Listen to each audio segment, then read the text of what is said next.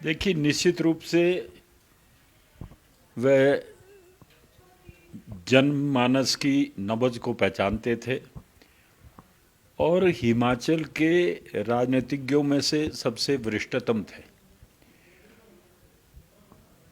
और वरिष्ठतम के साथ लोकप्रियता भी थी।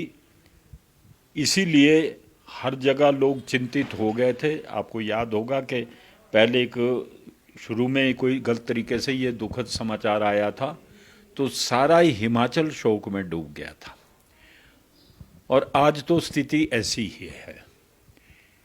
6 बार मुख्यमंत्री रहे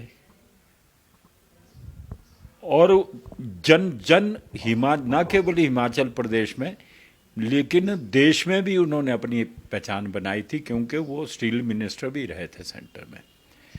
मतलब उनका बहुत बड़ा राजनीतिक सफर था, विधानसभा से लेकर लोकसभा तक और लोकसभा से फिर पुनः वापस विधानसभा तक।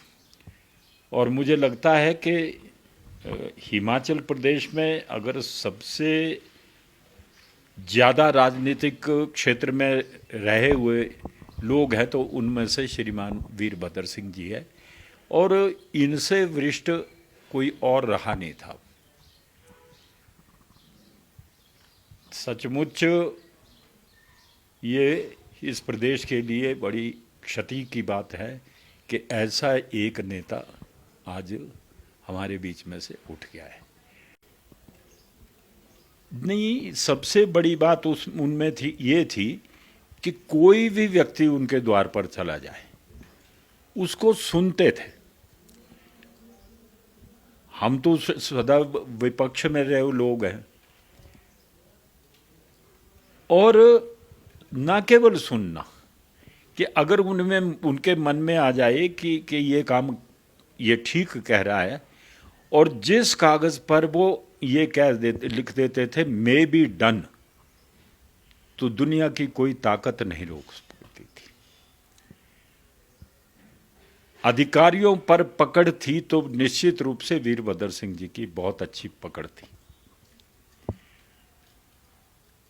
एक उदाहरण दूंगा कि कभी उनको कोई कह देता था कि सर ये तो रूल्स में है नहीं, तो एक दिन एक अधिकारी ने कहा कि सर ये सरकार की पॉलिसी में नहीं है।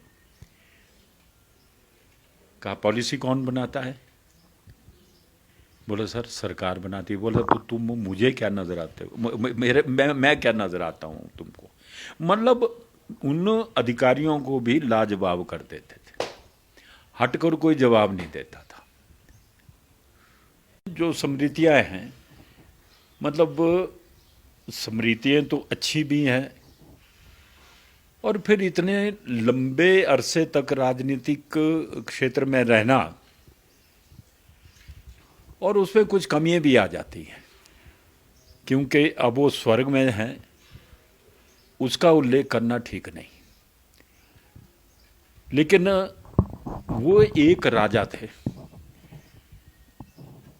मैं इस दृष्टि से कह रहा हूं कि सचमुच अपने स्वभाव में भी राजा थे। और राजाओं में सबसे बड़ी कमी होती है कि चाटुकार लोग उनको गुमराह कर देते हैं। अदरवाइज वीरभद्र जी अच्छे आदमी थे। जिस बात के लिए आप हिंट कर रहे हैं मुझे, उस बात को मैं आज दोहराना नहीं चाहता हूं।